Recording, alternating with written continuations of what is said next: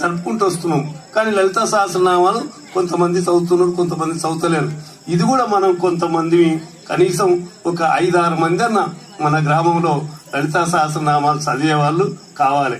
అట్లాగని ఆంజనేయ స్వామి చాలీసా అని ఉంటది. చాలీసా 40 సార్లు 40 దోహలు ఉంటాయి. దోహలు అంటే 40 శ్లోకాల లాగా, వాటిని దోహలు అంటారు. ఆ 40 దోహలను చదివితే ఆంజనేయ స్వామి ప్రత్యక్షమవుతాడు. అంత గొప్ప శక్తి ఉంటది.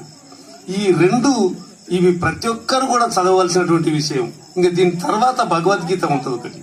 ఇక భగవద్గీత అంటే మీరు పలికే వాళ్ళు కొంతమంది ఉంటారు, విద్యార్థులు అయితే తొందరగా నేర్చుకోగలుగుతారు. అయితే మనకిప్పుడు ముఖ్యమైనది లలితా సహస్రనామాలు, హనుమాన్ చాలీసా, ఈ రెండు కావాలి. ఈ రెండు మనకు రావాలి. ఉదాహరణకు హనుమాన్ చాలీసా తొందరగా వస్తుంది. మీకు 40 శ్లోకాలు